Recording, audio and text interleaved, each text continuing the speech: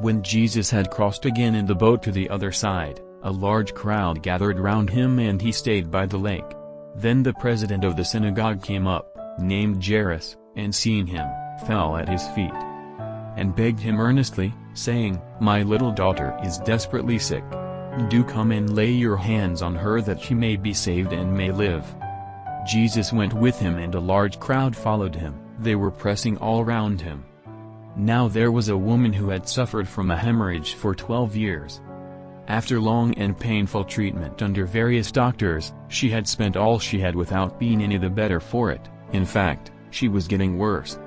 She had heard about Jesus, and she came up through the crowd and touched his cloak from behind, thinking, "If I can just touch his clothes, I shall be saved." And at once the source of the bleeding dried up, and she felt in herself that she was cured of her complaint. And at once aware of the power that had gone out from him, Jesus turned round in the crowd and said, "Who touched my clothes?"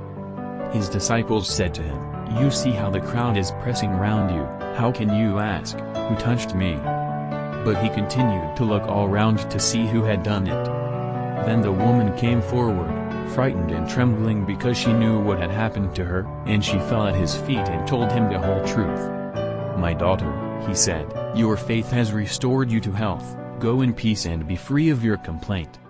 While he was still speaking, some people arrived from the house of the president of the synagogue to say, "Your daughter is dead, why put the master to any further trouble?" But Jesus overheard what they said and he said to the president of the synagogue, "Do not be afraid, only have faith." And he allowed no one to go with him except Peter and James and John the brother of James. So they came to the house of the president of the synagogue, and Jesus noticed all the commotion, with people weeping and wailing unrestrainedly. He went in and said to them, "Why all this commotion and crying? The child is not dead, but asleep." But they ridiculed him. So he turned them all out and, taking with him the child's father and mother and his own companions, he went into the place where the child lay. And taking the child by the hand he said to her, "Talita kum," which means, "Little girl, I tell you to get up."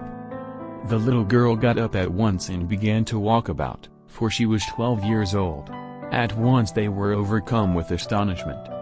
And he gave them strict orders not to let anyone know about it, and told them to give her something to eat.